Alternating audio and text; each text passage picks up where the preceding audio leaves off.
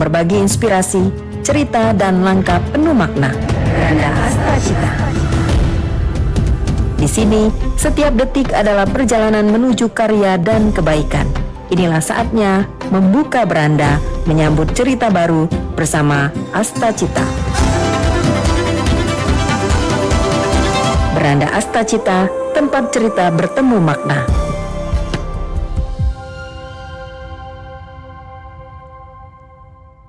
(92,4 FM Pro 1 RRI Palembang, kanal informasi dan inspirasi. Bersama Anda pendengar, saatnya kami hadirkan Beranda Astacita di kesempatan hari ini di hari Sabtu 11 Juli 2026.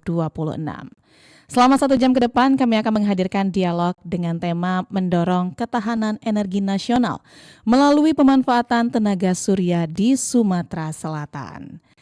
Dan pendengar ya, ketika berbicara soal energi, mungkin yang terlintas di benak kita adalah listrik yang digunakan setiap hari untuk menyalakan lampu, mengisi daya ponsel, menyalakan televisi, hingga berbagai aktivitas lainnya.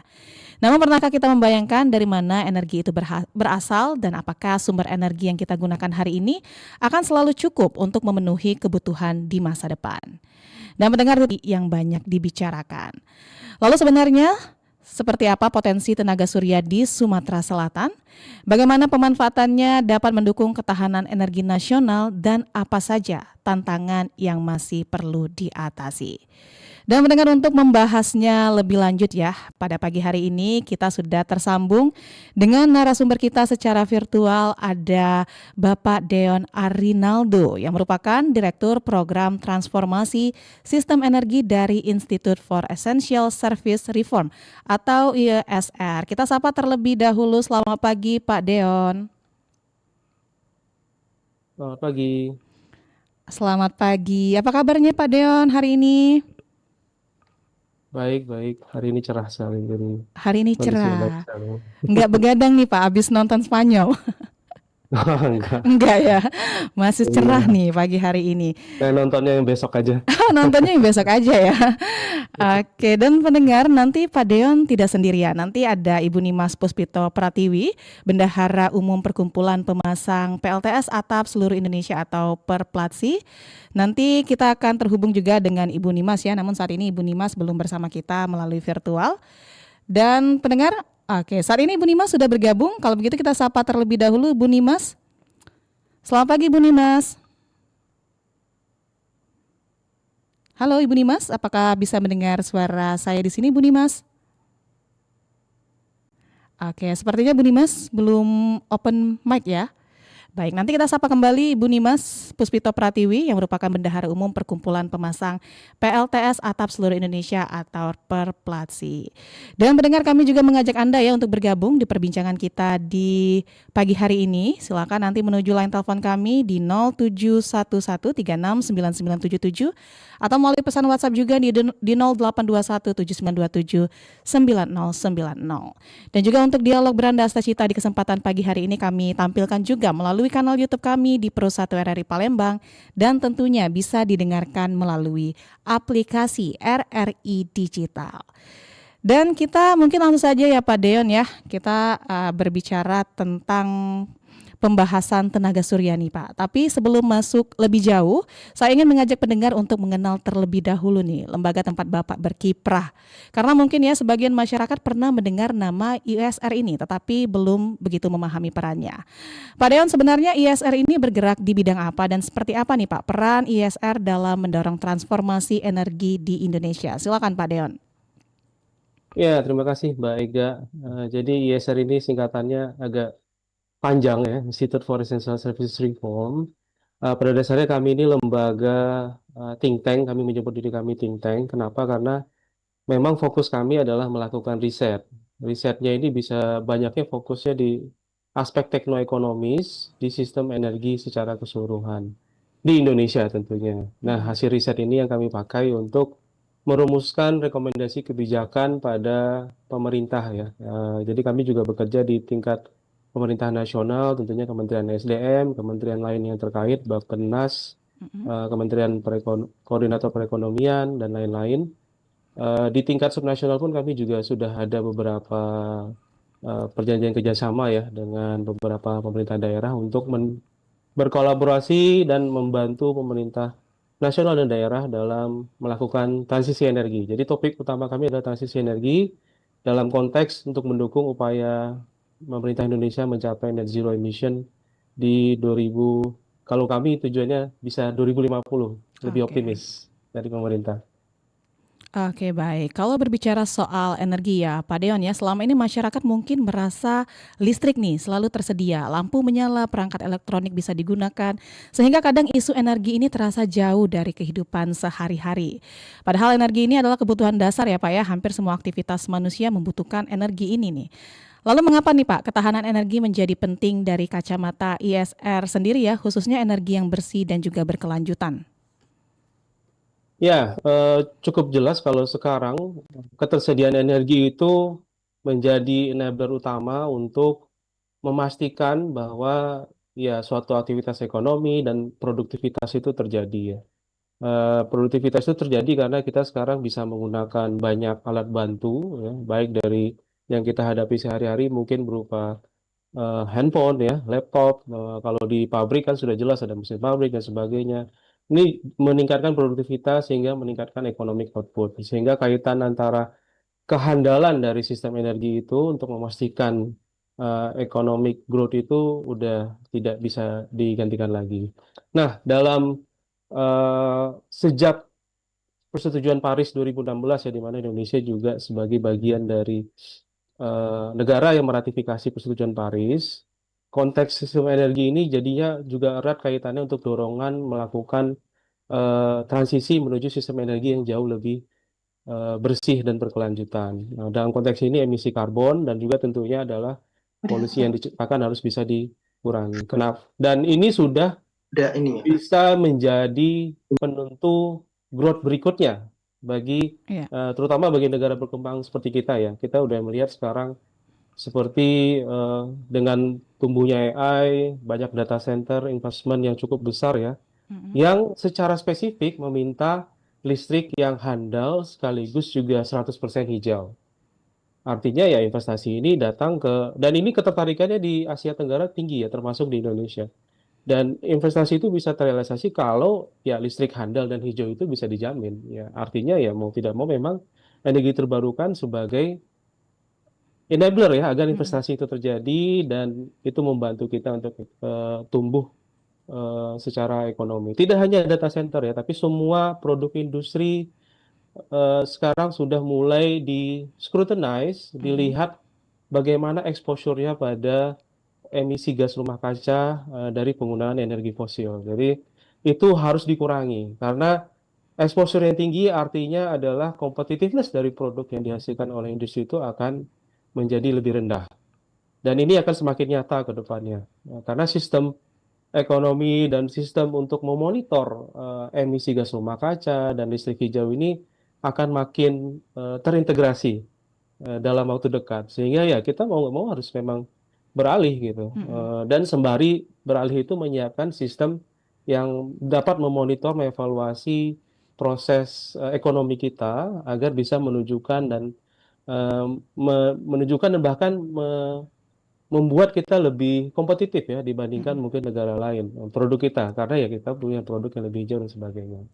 Jadi seperti itu Mbak Ega, kaitannya sangat erat sekali antara energy security, energi yang lebih sustainable dengan economic growth. Baik, dan sekarang kita sudah terhubung dengan Ibu Nimas Puspito Pratiwi. Kita sapa terlebih dahulu Bu Nimas, selamat pagi. Halo Bu Nimas, selamat pagi Bu Nimas. Oke, sepertinya belum tersambung. Bu Nimas? Halo. Pagi Mbak. Baik, sudah bisa tersambung ya Bu Nimas ya? Iya, Oke, ini tapi agak terputus-putus Bu Nimas selamat pagi. suaranya. Sudah, alhamdulillah. Oke, ini agak Iya terputus-putus. benar. Eh sudah. Oke, coba saya sambungkan lagi mungkin. Oke, ini sudah cukup jelas Bu Nimas. Oke, baik. Baik, Bu Nimas apa kabar Bu Nimas? Iya, alhamdulillah baik.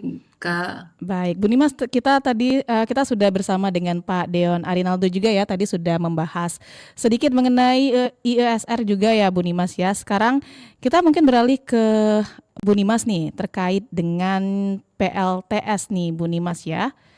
Kalau mendengar pengalaman Bu Nimas juga di lapangan nih, Bu ya. Pemanfaatan tenaga surya ini apakah benar bisa diterapkan dalam kehidupan sehari-hari ya Bu ya? Namun sebelum itu Bu bisa diperkenalkan lebih dahulu nih. Organisasi Perplatsi maksud kami ya. Ini bergerak di bidang apa nih Bu dan juga fokus perannya seperti apa?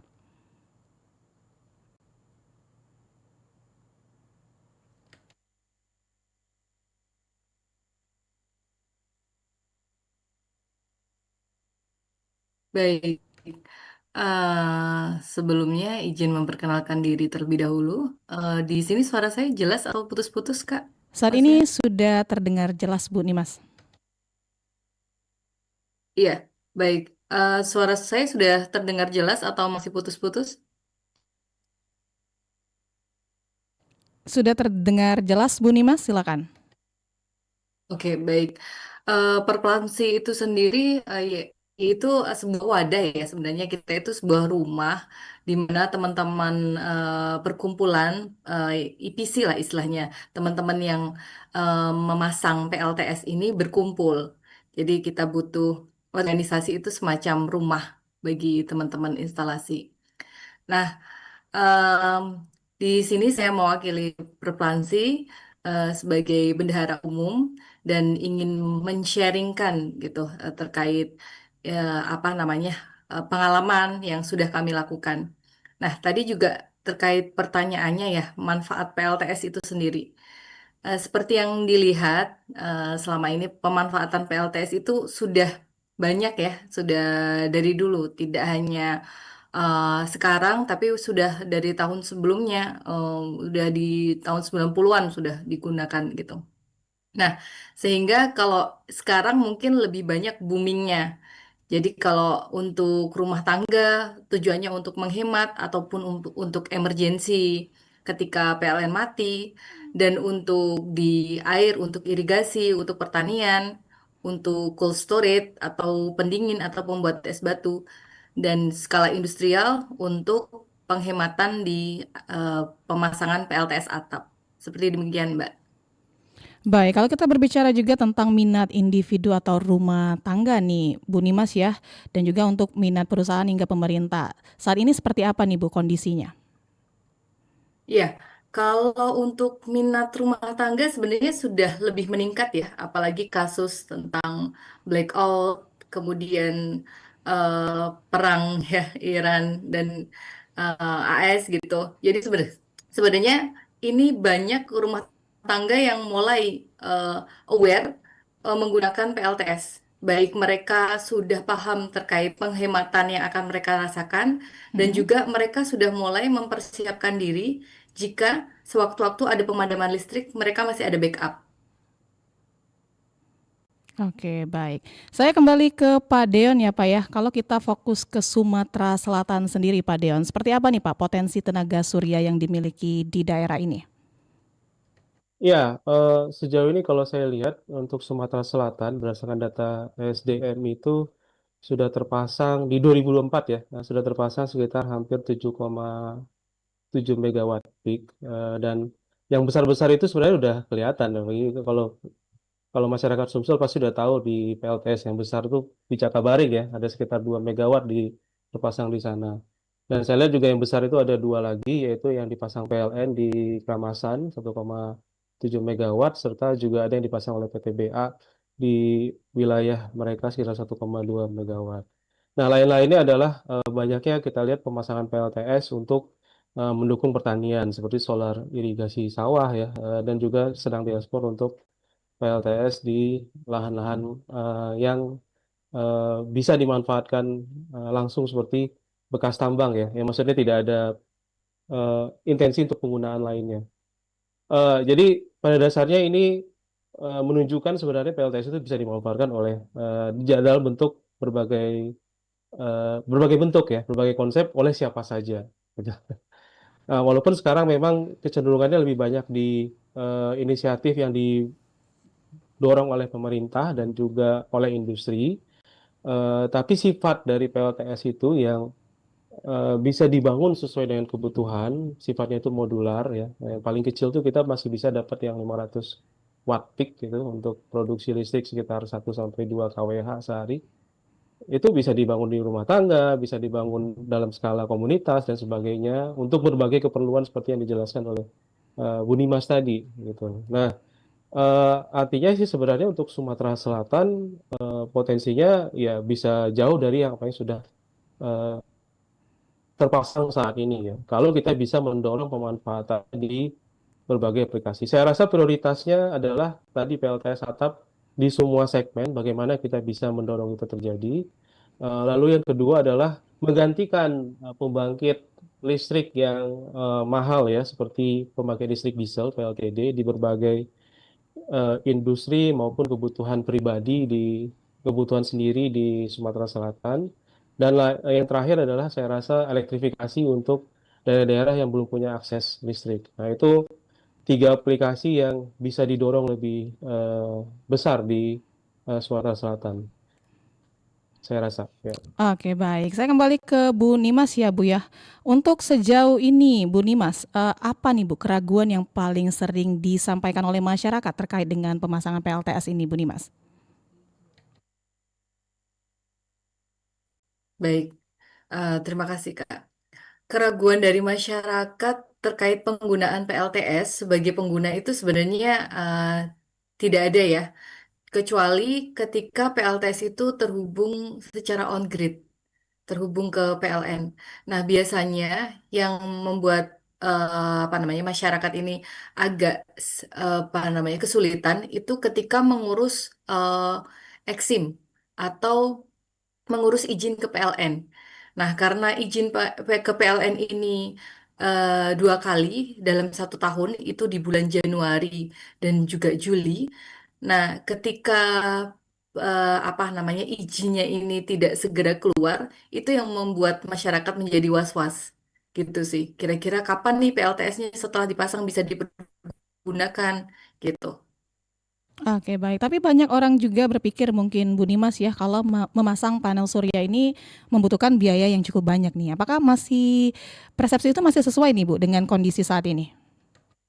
Iya, masih sesuai, Kak. Karena juga eh harga panel surya kalau misalnya ini kan kita kan juga tergantung dari impor ya barang walaupun sudah ada pabrikan di Indonesia gitu, tapi masih assembling gitu. Jadi kurs dolar itu juga mempengaruhi harga panel surya.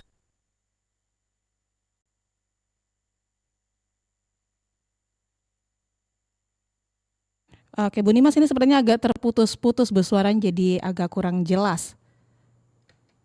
Iya, baik-baik. Apa perlu saya ulangi untuk Iya, yang boleh Bu bagian Nimas. yang mana tadi? Baik.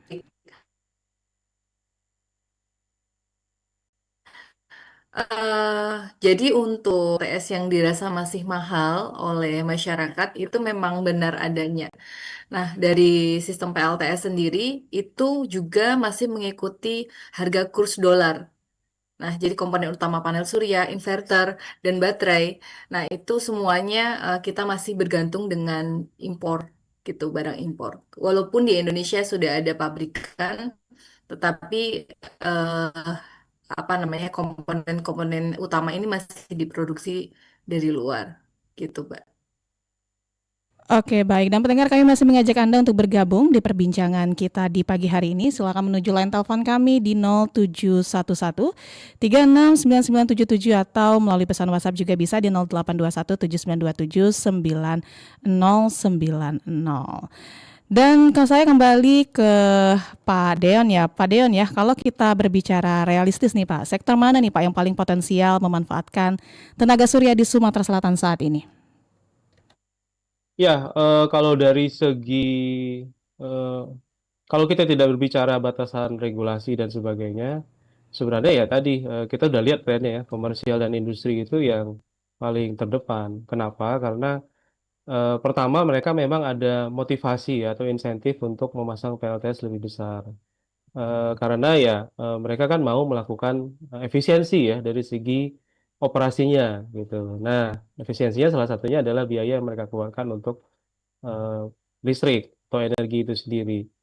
Dan kalau kita lihat profil dari pembangkit PLTS ini kan memang menghasilkan listrik ketika ada matahari atau dari pagi ya sekitar mulai muncul itu jam jam 7 sampai mungkin jam 5 sore. Nah, itu udah mulai tidak ada lagi. Nah, ini kan cocok dengan profil komersial dan industri yang biasanya juga produktivitasnya, terutama industri sih, yang produktivitasnya muncaknya di siang hari. Walaupun memang banyak industri yang juga 24 jam ya, mungkin running operasinya. Nah, yang hanya saja memang kendala PLTS yang menghasilkan siang hari ini sebenarnya solusinya udah mulai eh, ada dengan tersedianya teknologi baterai energy storage. Nah, kalau kita lihat dua-duanya ini merupakan teknologi yang disruptif. Kenapa saya sebut disruptif? Surya itu ini sebagai gambaran saja ya, disrupsinya Surya. Dalam 50 tahun terakhir, biaya PLTS modul Surya itu sebenarnya sudah turun 1000 kali. 1000 kali lipat. Jadi kalau kita masang di tahun 70-an itu 1000 kali lebih mahal. Jadi kalau sekarang kita bilang, oh masih mahal, ya mungkin tinggal tunggu 5-10 tahun lagi, bisa jadi itu udah eh, lebih murah, ya lebih Mhm. terjangkau dari modulnya sendiri. Karena trennya masih berlanjut dari segi inovasi, teknologinya masih di upgrade dan sebagainya. Sehingga ini memungkinkan untuk surya bisa dipasang oleh siapa saja. Dulu sih nggak ada yang pernah mikir rumah tangga masang PLTS ya, tapi sejak 2000-an awal ini sudah lebih visible. Baterai juga sama gitu. Baterai ini teknologinya masih terus berkembang, masih ada senyawa-senyawa baterai yang masih diteliti ya di skala lab yang berpotensi untuk membuat baterai lebih murah. Nah, kombinasi surya dan baterai ini memungkinkan listrik surya itu dihasilkan sepanjang hari gitu. Nah, saya mau kasih gambaran aja. Ya. Ini sudah terjadi nyata sayangnya bukan di Indonesia ya, tapi di India. Saya ambil di India. India merupakan negara berkembang yang boleh dibilang ekonominya Indonesia bahkan mungkin per kapita lebih tinggi dibandingkan India ya. Walaupun secara size ekonomi India jauh lebih besar. Di India mereka sudah mengadakan pengadaan energi terbarukan round the clock namanya. Round the clock itu di mana energi terbarukannya dibebaskan tapi harus bisa menyuplai 90% waktu gitu. Jadi dari 24 jam ya, kalau sehari kan 24 jam berarti sekitar hampir 22 sampai 23 jam dia harus tersedia listriknya. Ya, ini kan tapi yang paling murah yang didapatkan adalah kombinasi PLTS dan beberapa pembangkit energi terbarukan lainnya ya. Tapi dominannya PLTS plus baterai dengan Mhm. biaya kurang lebih 4,9 sen. Itu auctionnya terjadinya awal tahun ini 2026. 4,9 sen dolar itu kan berarti dengan kurs sekarang sekitar 900 rupiah ya per kilowatt hour. Itu yang terjadi di India. Round the clock seharian plus energy storage Mhm. bisa menghasilkan listrik di bawah 1000 rupiah per kilowatt hour. Jadi sangat mudah. Nah, memang di Indonesia belum bisa. Kenapa? Karena tadi seperti yang Mbak Bu Nimas sentuh ya, kita ekosistemnya belum terbentuk. India itu sudah melihat surya itu sebagai potensi dari awal 2000. Mereka udah menggelontorkan kebijakan-kebijakan untuk mendorong energi surya, industrinya tumbuh juga, eh, pembangkit developer lokal, EPC lokal itu juga diajak untuk ikut ya dan sebagainya sehingga terciptalah ini surya yang murah gitu di India. Nah, Indonesia perlu mempercepat langkah itu dan saya rasa pemerintah sekarang melalui ambisi Pak Presiden ya dengan mendorong program 100 gigawatt arahnya itu juga bisa dibawa ke sana gitu. Tinggal nih bagaimana eksekusinya. Seperti itu, Mbak. Juga. Baik, kalau misalnya pemerintah daerah nih, Pak Dion ya ingin menjadikan Sumatera Selatan sebagai salah satu daerah percontohan energi bersih nih Pak ya. Langkah pertama apa yang paling penting dilakukan saat ini? Ya, saya rasa pemerintah daerah punya beberapa otoritas dalam pengembangan energi ya.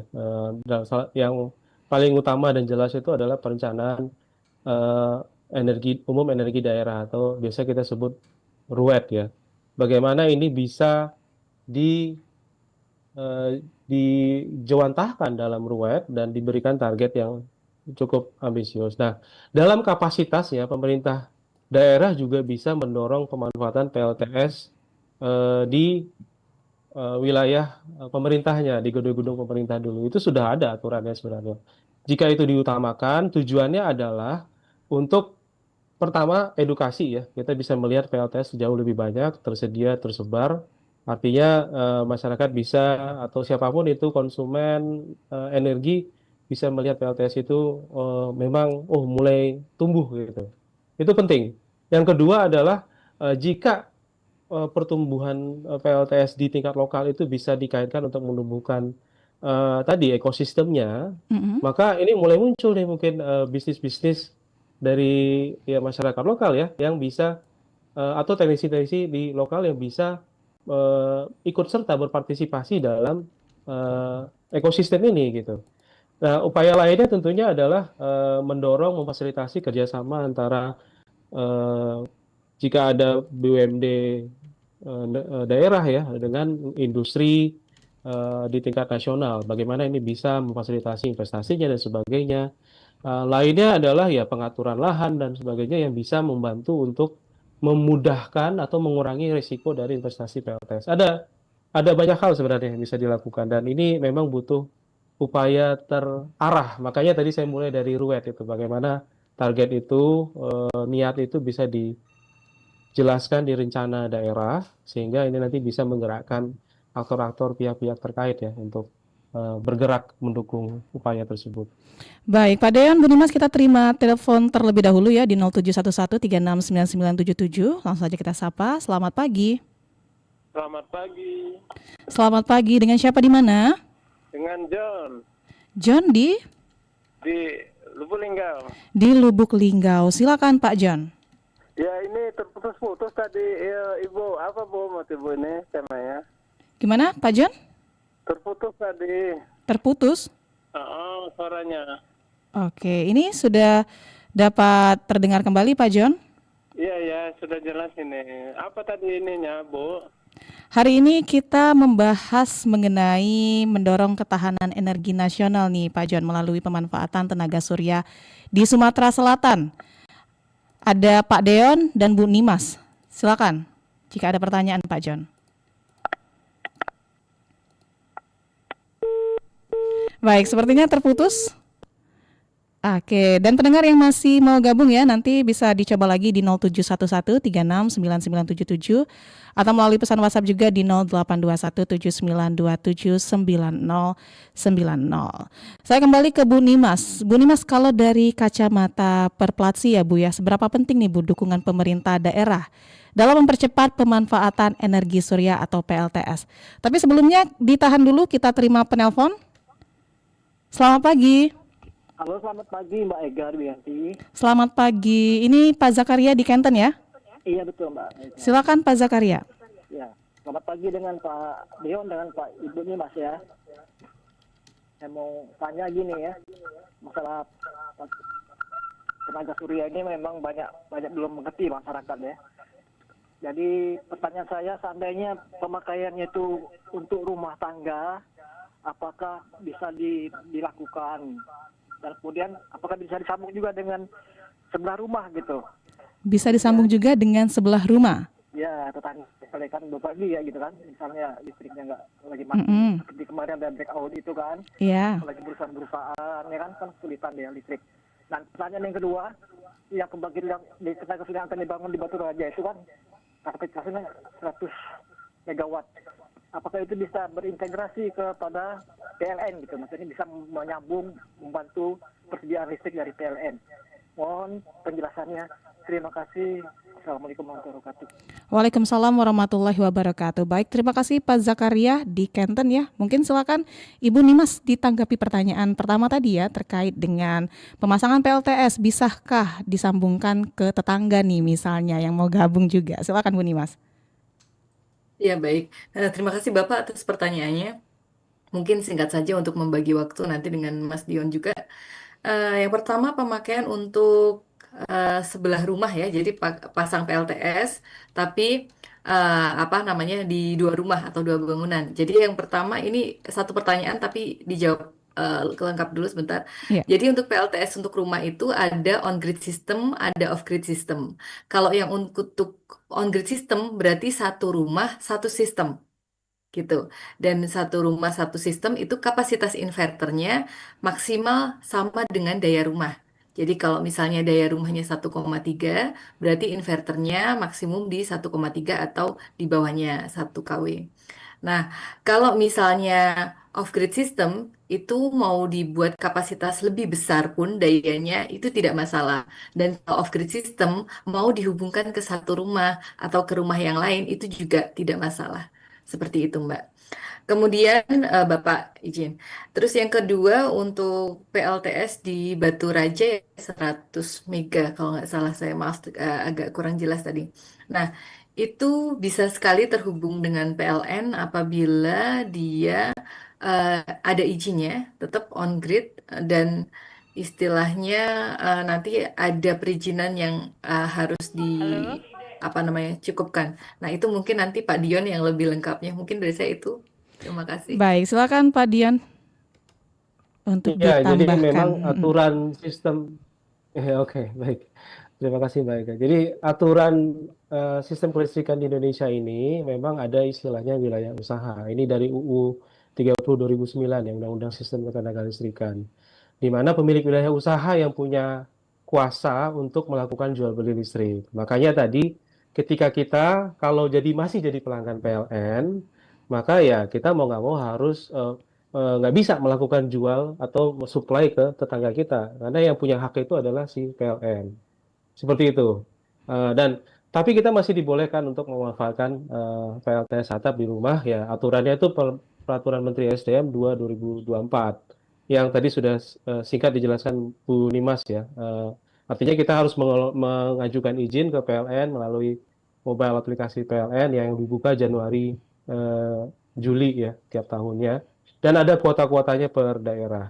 Ini aturannya lagi ditinjau, kabar baiknya itu karena ada program 100 gigawatt yang mendorong akselerasi ya. PLTS atap tuh paling mudah sebenarnya untuk diakselerasi. Jadi kuota atau batasan ini bisa jadi akan ada perubahan. Jadi kita tunggu saja tanggal mainnya.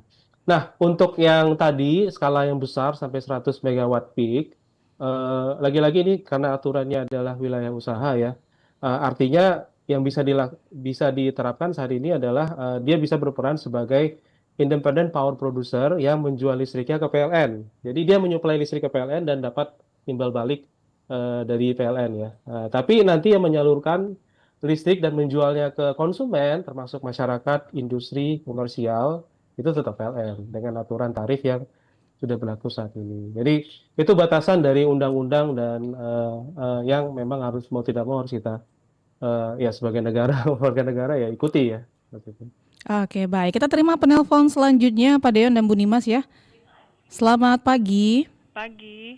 Selamat pagi dengan siapa di mana? Ya, dengan Mia di Indralaya. Nia di Indralaya. Silakan Bu Nia. Ya, saluran Pro 1 agak ini ya, di perjalanan di tol ini agak putus-putus ya Mbak ya.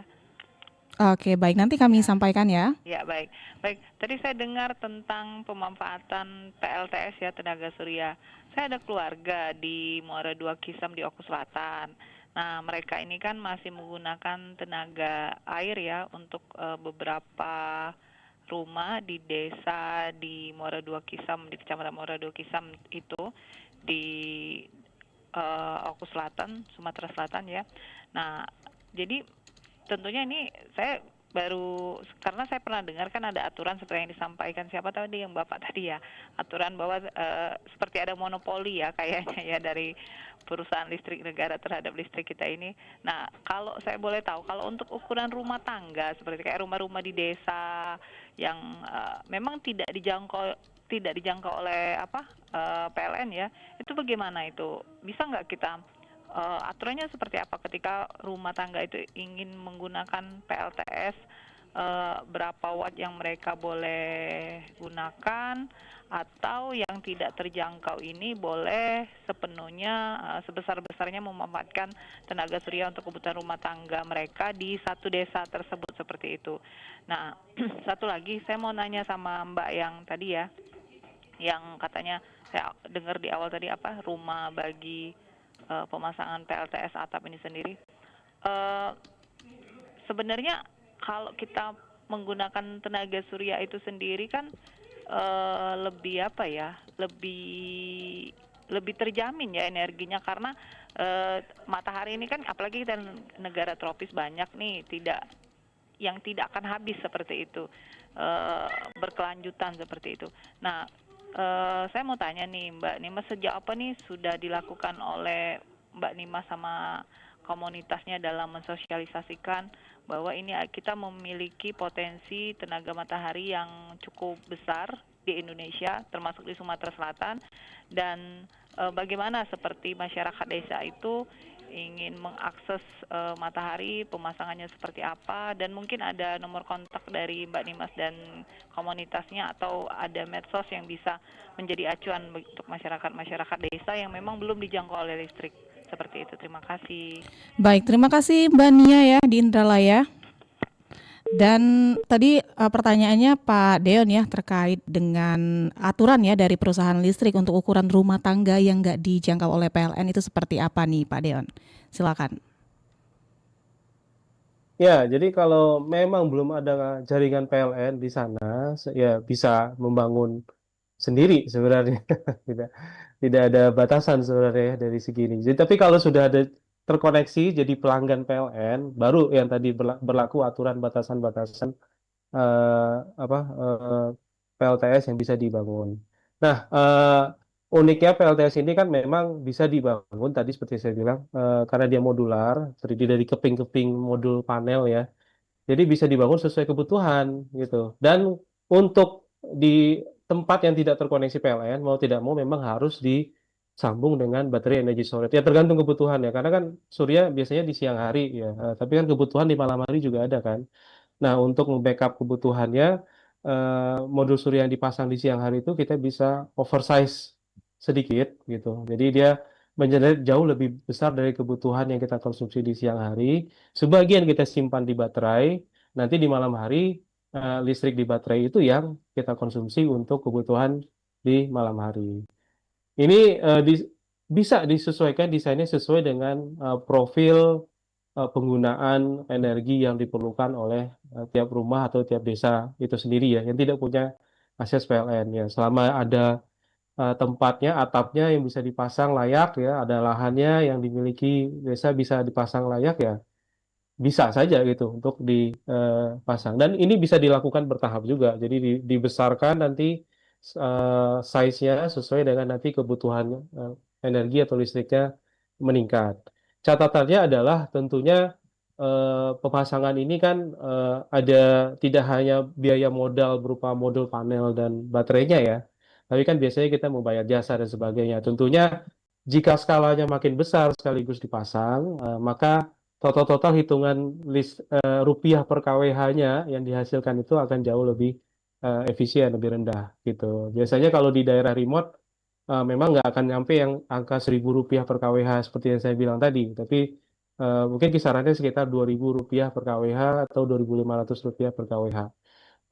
Tapi yang sudah pasti adalah akan jauh lebih murah dibandingkan kalau kita masang genset diesel ya.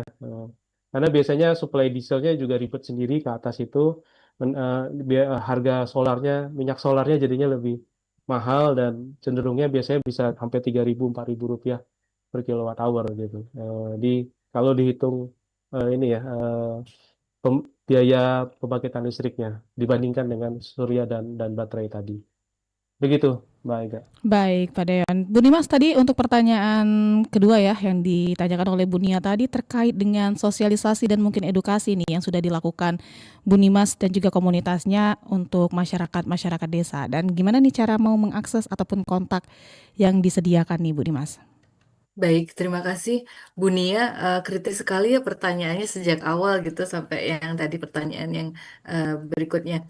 Jadi izin menjawab Bu Nia. Jika Ibu Nia ingin bertanya ke saya bisa melalui Instagram di Warung Energi. Nah, di situ nanti bisa menyampaikan pertanyaan yang kurang jelas di sesi ini dan kami siap membantu. Kemudian untuk di sisi eh, kami, saya pribadi ataupun dari sisi perusahaan saya Warung Energi dan juga Perplatzi, teman-teman. Jadi kami melakukan edukasinya itu dengan cara multisektor tentunya ya. Yang kalau misalnya yang kami lakukan itu melakukan training.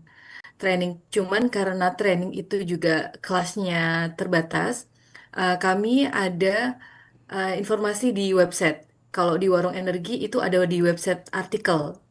Nah, kalau di Perplamsi ini masih belum kami tambahkan artikel-artikel. Namun bisa juga jika ingin belajar terkait dengan PLTS, bisa melalui website IISR ya, Mas Dion ya, tentunya ya, ataupun di tadi saya juga baca media yenergi.ylki.or.id. Ini informasi untuk PLTS-nya cukup lengkap dan bisa diakses juga. Nah, lalu untuk kami, istilahnya apa yang kami dorong ini dari sisi Perplatsi sendiri. Nah, kami ingin banyak orang yang memahami terkait manfaat itu sendiri di awal.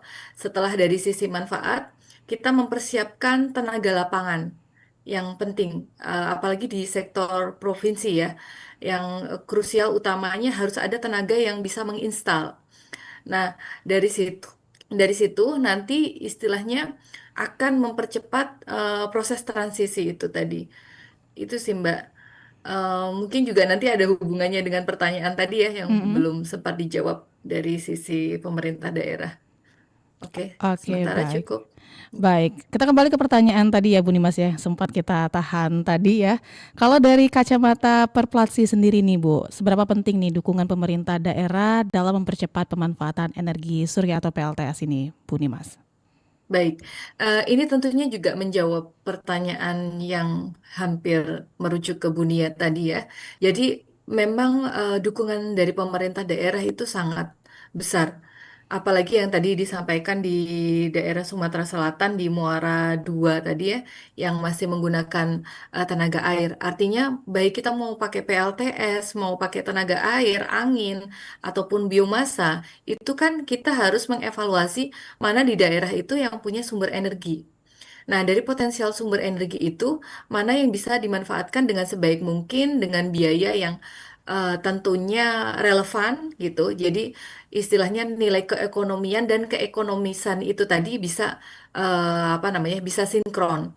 Nah, dari sisi pemerintah daerah, tentunya dukungan itu sangat penting karena yang pertama adalah mulai dari dukungan sosialisasi atau informasi. Dukungan sosialisasi informasi berkembang menjadi kebijakan. Kebijakan itu menjadi sebuah alur yang dimana nanti antara masyarakat ataupun kebutuhan daerah itu nanti bisa terfasilitasi di situ. Dan mungkin dari proses itu prosesnya perlu bertahap, tapi apa namanya istilahnya dari awal yang proses dukungan itu nanti keterlibatan banyak hal ataupun penyelesaian atau pengembangan bisa maksimal mungkin. Mungkin itu Kak. Oke, baik. Ini juga ada pertanyaan di YouTube kita di Pro 1 RRI Palembang. Ini sepertinya pertanyaannya hampir sama seperti tadi ya Bu Nimas dan Pak Deon ya. Wah, menarik, PLTS ini bisa jadi alternatif energi. Tapi dari pemerintah Sumatera Selatan ada dukungan nggak ya biar bisa masif penggunaan tenaga surya ini? Ini tadi sama seperti penjelasan Bu Nimas ya terkait dengan dukungan pemerintah daerah. Dan kita bacakan juga pertanyaan-pertanyaan lainnya masih di YouTube kami di Pro 1 RRI Palembang dari @Gea Widianti. Apakah panel surya bisa rusak karena panas ekstrim? Terus mau tanya berapa lama umur panel surya? Silakan Bu Nimas.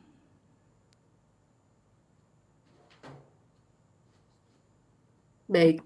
Eh kalau misalnya untuk panas surya sendiri panas ekstrim itu panas ekstrim yang seperti apa? Untuk sementara istilahnya katakanlah PLTS kan sudah dipasang juga di ini ya, padang pasir seperti itu, dan juga area-area yang lain. Nanti Pak Dion bisa menambahkan di beberapa contoh negara yang lain mungkin ya.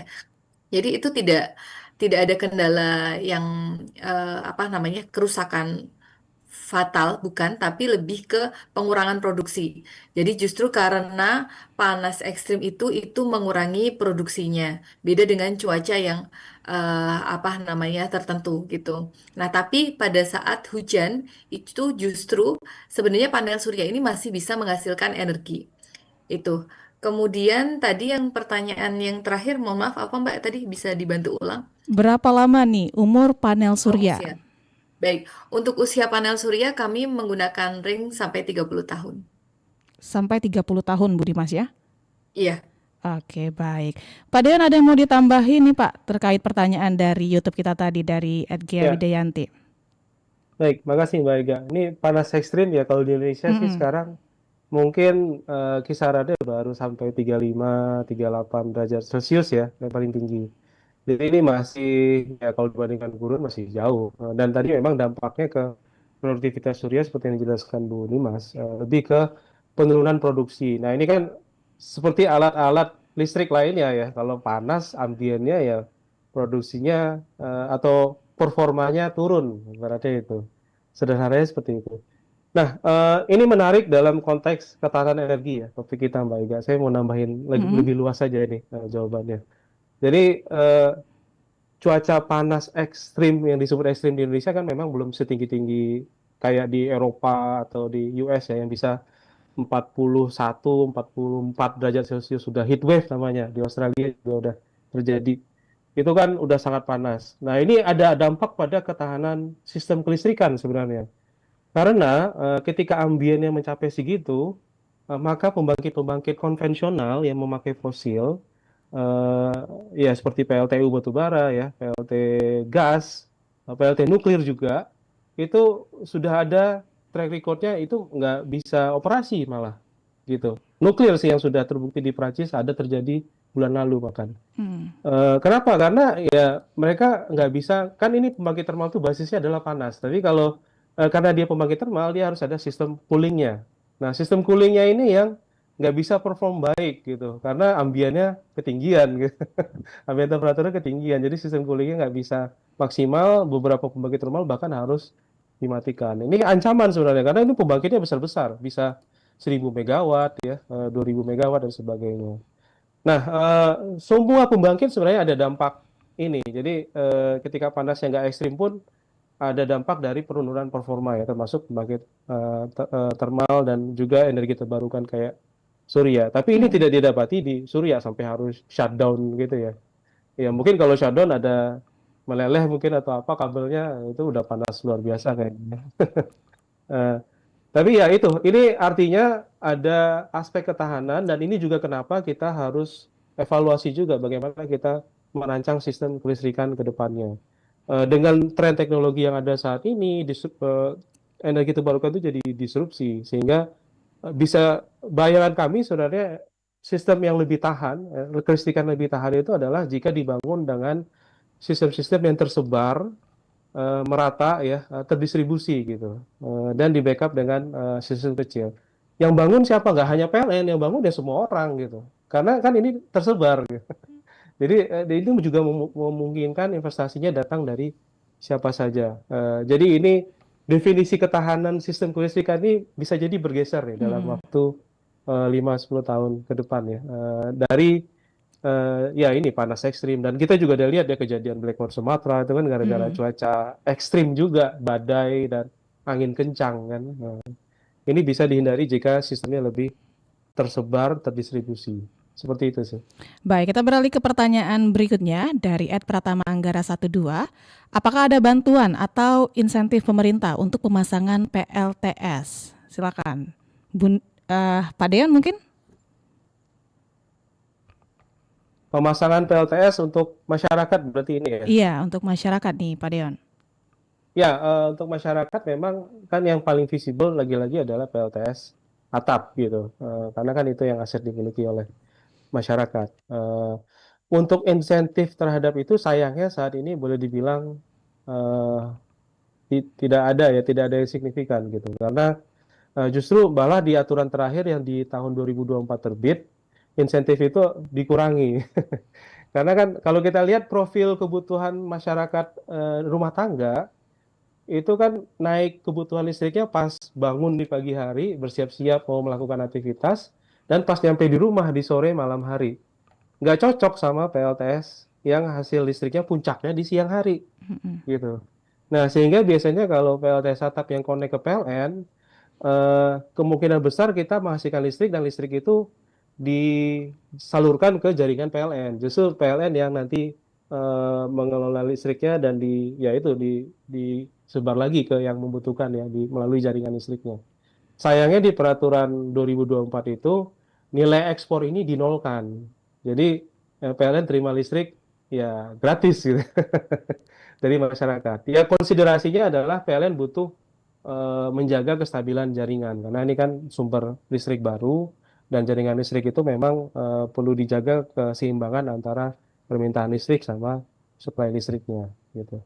Namun ini membuat PLTS atap di residensial, segmen residensial itu memang jadi tidak menarik lagi. Jadi hitungan kita dulu sebelum aturan ini payback periodnya ya, kalau investasi PLTS sendiri di atap itu 8 tahun, 10 tahun, tapi dengan ini bisa jadi naik 12 sampai 15 tahun. Jadi padahal tadi kan modulnya 25-30 tahun ya, Bu Nimas ya. Memang masih bisa untung gitu kalau sabar. Tapi kan kalau mikir investasi ya kita kan pengen yang returnnya lebih cepat ya. Nah, lagi-lagi karena program 100 gigawatt yang didorong oleh Pak Presiden Prabowo, eh, pemerintah lagi mengkaji ulang nih PLTS atap ini sendiri. Ini seperti apa untuk bisa lebih diakselerasi karena kalau skema sekarang untuk sektor residensial itu nggak terlalu menarik ya. Yang menarik itu yang orang-orang yang mampu saja karena kenapa? Karena dia bisa beli baterai juga gitu. Jadi dia kalau ekses siang hari dia simpan di baterai sendiri, nanti dia pakai lagi di malam hari. Tapi kan itu artinya biaya investasinya jauh lebih mahal sehingga ya golongan menengah ya menengah bawah itu yang kesulitan sebenarnya ya, untuk dapat untuk tertarik ya berinvestasi di sini. Nah, seperti itu sih. Jadi kita harap nih dengan 1 gigawatt ini ada insentif nih untuk PLTS dipasang oleh masyarakat, Baik. terutama atap. Oke, saya beralih ke Bu Nimas. Ada pertanyaan nih Bu ya dari @maudzi4235. Apakah sekolah dan pesantren bisa memanfaatkan PLTS nih Bu Nimas? Baik. Menjawab pertanyaan itu bisa ya, bisa memanfaatkan PLTS pesantren ataupun sekolah. Tetapi kita kembali lagi yang pertama adalah tarif PLN itu. Kalau di tarif PLN di pesantren ataupun sekolah itu kan tarifnya sosial, sudah rendah. Nah, nanti kembali lagi ke dari sisi apa namanya dana ya, artinya apakah mereka cukup untuk dananya. Kalau tidak, berarti mereka harus mengajukan program. Nah, kalau saran kami di apa namanya yayasan di sekolah ataupun pesantren baiknya menggunakan sistem PLTS yang ada baterainya. Jadi pada saat apa namanya ada pemadaman listrik, ada backup sistem sehingga proses pembelajaran masih bisa berlangsung. Gitu. Oke, ini ada pertanyaan juga masih dari Modzim4235. Apakah pemanfaatan tenaga surya juga bisa membuka peluang usaha dan lapangan kerja baru? Mungkin silakan Pak Deon.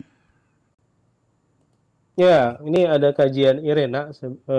IRENA itu International Renewable Energy Agency ya, yang menjabarkan komparasi indikator sosial ekonomi impact dari berbagai teknologi energi gitu.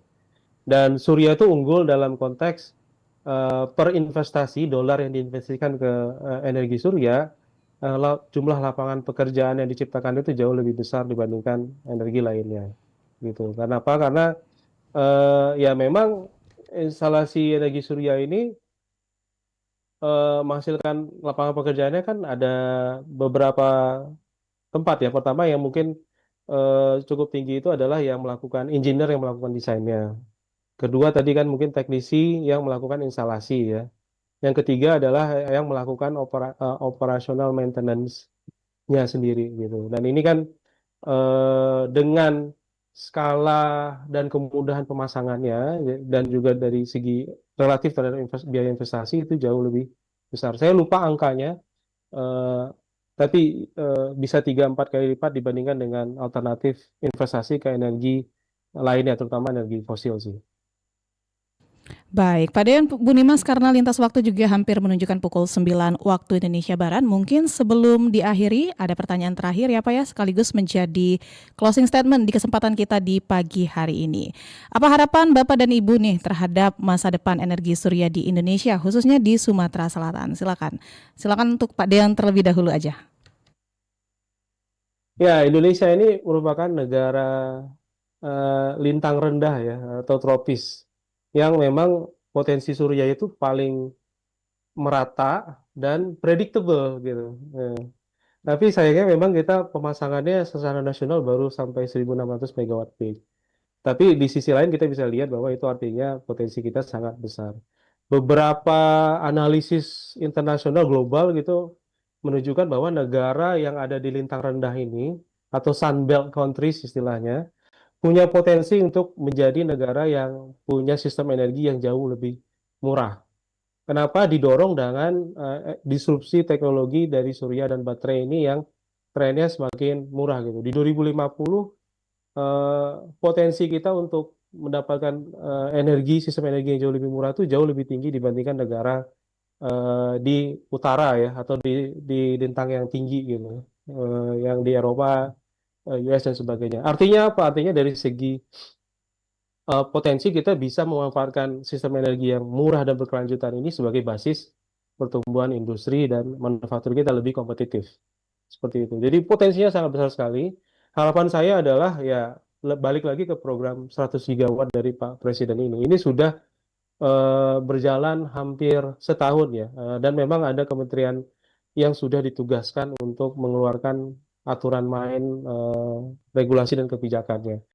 Kami mengharapkan ini bisa segera keluar sehingga kita sudah jelas dari segi perubahan regulasi yang bisa didorong untuk memungkinkan pembangunan PLTS oleh berbagai segmen masyarakat dan juga dalam berbagai bentuk. Itu tentu harapannya, dan ini kami percaya sebagai kunci ketahanan energi. IESR sendiri sebenarnya akan melakukan pembahasan lebih mendalam soal surya ini sendiri dalam kegiatan kami di minggu depan. Sebenarnya kami mengadakan Indonesia Solar Summit di minggu depan di Bali 14-16. Jadi kalau ada yang berkesempatan bisa join untuk tahu lebih dalam soal energi surya. Terima kasih. Baik, terima kasih Pak Dean. Bu Nimas, silakan. Ya, terima kasih. Dari saya, masa depan energi surya ya, khususnya di provinsi ini, em, hadapan saya bukan sekedar wacana ya. Jadi dari staf gubernur sampai dengan kepala desa, ini bisa meningkatkan SDM yang ada, baik mulai dari pengetahuan edukasi, kemudian melakukan pengecekan kembali kebijakan. Jadi apa kebijakan yang ada di pusat bisa segera dilakukan di daerah gitu. Dan ini istilahnya dari mulai atas ke bawah yang tadi saya sampaikan ke ranah sampai dengan kepala desa. Ini kita bisa memanfaatkan SDM-SDM yang ada. Jadi kalau misalnya adik-adik di sekolah SMK di desanya atau kecamatannya masing-masing ini ada potensial, yuk gimana sih kita caranya ngembangin gitu. Istilahnya kita kerucutin lagi nih. Pasti ada jalan kok untuk kita mulai dari mengedukasi adik-adiknya dulu untuk belajar ini. Jadi ketika teknologi itu sudah sampai di daerah itu nanti, itu implementasinya nyampe, kemudian juga masyarakat itu kalau ada troubleshooting dari sistem itu tadi, dia sudah bisa menyelesaikan sendiri. Gitu. Jadi harapannya gimana energi itu bisa dimanfaatkan sebaik mungkin. Mungkin dari saya itu cukup. Terima kasih. Baik, terima kasih banyak Bu Nimas, Pak Dean atas informasi dan edukasinya di kesempatan kita pagi hari ini. Selamat bertugas kembali ya Pak Dean, Bu Dimas. Baik, saya akhiri. Assalamualaikum warahmatullahi wabarakatuh. Waalaikumsalam warahmatullahi wabarakatuh. Waalaikumsalam Terima warahmatullahi kasih wabarakatuh. Terima kasih. semuanya. Baik, demikian pendengar dialog Beranda Astacita yang kami hadirkan untuk Anda di kesempatan pagi hari ini di hari Sabtu 11 Juli 2026. Tadi kita sudah bersama dengan Bapak Dean Arinaldo, Direktur Program Transformasi Sistem Energi ISR, dan juga ada Bunimas Puspito Pratiwi, Bendahara Umum Perkumpulan Pemasang PLTS Atap Seluruh Indonesia atau Perplatsi. Dan mendengar tema yang kami hadirkan tadi yaitu mendorong ketahanan energi nasional melalui pemanfaatan tenaga surya di Sumatera Selatan. Terima kasih untuk Anda yang sudah bergabung bersama kami. Dan pendengar, setelah ini masih akan ada berbagai informasi dan juga hiburan untuk Anda di sepanjang Palembang pagi ini hanya di Pro 1 RRI Palembang, kanal informasi dan inspirasi.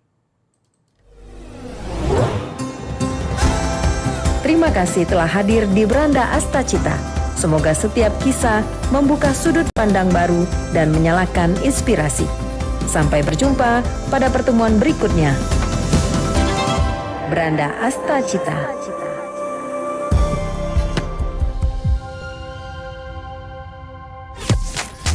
92,4 FM, kanal informasi dan inspirasi Pro 1.